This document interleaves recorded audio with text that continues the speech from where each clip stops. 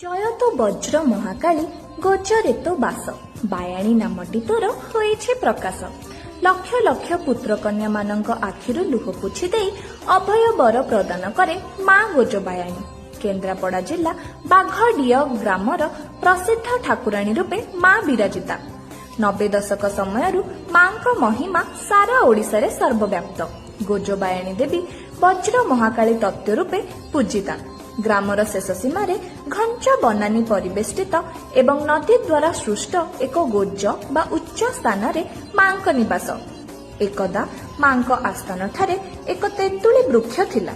କ୍ରମେ ମାଙ୍କ ନିର୍ଦ୍ଦେଶରେ ଏକ ଘର ତୋଳାଯାଇ ମାଙ୍କୁ ପୂଜା କରାଯାଉଛି। ଅନ୍ୟ ଦେବାଦେବୀଙ୍କ ଭଳି ମା କୌଣସି ମନ୍ଦିରରେ ବିରାଜମାନ ନାହାନ୍ତି। ନଦୀ ଉପକୂଳବର୍ତ୍ତୀ ସ୍ଥାନରେ ମାଙ୍କ ଆସ୍ଥାନ ଥିବାରୁ ନଦୀକୁ ଯାଉଥିବା କୈବର୍ତ୍ତ୍ୟ ଧରିଥିବା ମାଛରୁ ପ୍ରଥମ ମାଛଟି ମାଙ୍କୁ ସମର୍ପଣ କରିଥାଏ। ଏ ପରମ୍ପରାରୁ ଠାକୁରାଣୀଙ୍କ ନିକଟରେ ଆମିଷ ଭୋଗ ଓ ମାଛ ପୋଡ଼ା ବଳିର ପରମ୍ପରା ପ୍ରାଚୀନ। ନିତ୍ୟ ପ୍ରସାଦ ରୂପରେ କ୍ଷୀରି ପ୍ରସାଦ ବ୍ରାହ୍ମଣ ସେବାୟତ ମାନଙ୍କ ଦ୍ୱାରା ଠାକୁରାଣୀଙ୍କୁ ସମର୍ପଣ ହୋଇଥାଏ।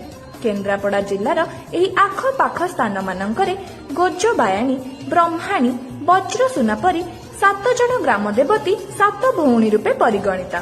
ସମସ୍ତ 7 ଭଉଣୀ ରାତ୍ର କାଳରେ ଘୋଡ଼ାରେ ଚଢ଼ି ନିଜ ଆସ୍ଥାନରୁ ବାହାରି ଗ୍ରାମ ଭ୍ରମଣ କରିବାର ଜନଶ୍ରୁତି ଏବେ ବି ଜୀବିତ। ଭକ୍ତଟିଏ ମାନସିକ କରି ଠାକୁରାଣୀଙ୍କୁ ଦୀପଟିଏ ଯାଚିଦେଲେ ତାର ମନସ୍କାମନା ପୂର୍ଣ୍ଣ ହୁଏ। ଭାବ ଓ ବିଶ୍ୱାସରେ ଠାକୁରାଣୀ ପାଖରେ ଅସାଧ୍ୟ ରୋଗ ଭଲ ହେବାର ଅନେକ ନଜିର ରହିଛି। ମନ୍ଦିର ମଧ୍ୟରେ ଏକ ବକୁଳ ବୃକ୍ଷ ମୂଳରେ ମା ବନଦୁର୍ଗାଙ୍କୁ ଉପାସନା କରାଯାଏ। ମହାଷ୍ଟମୀ ଦିନ ଏହି ବନଦୁର୍ଗାଙ୍କ ନିକଟରେ ସ୍ୱତନ୍ତ୍ର ତନ୍ତ୍ରାଚାରରେ ପୂଜା ହୋଇଥାଏ। ମା ଶିଳା ରୂପରେ ଏଠାରେ ବିରାଜିତ।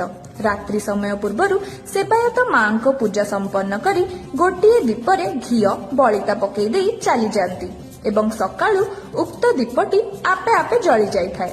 ଏପରି ଅଲୌକିକତା ମାଙ୍କ ସତ୍ତାକୁ ଅଧିକ ଉଜ୍ଜୀବିତ କରିଥାଏ।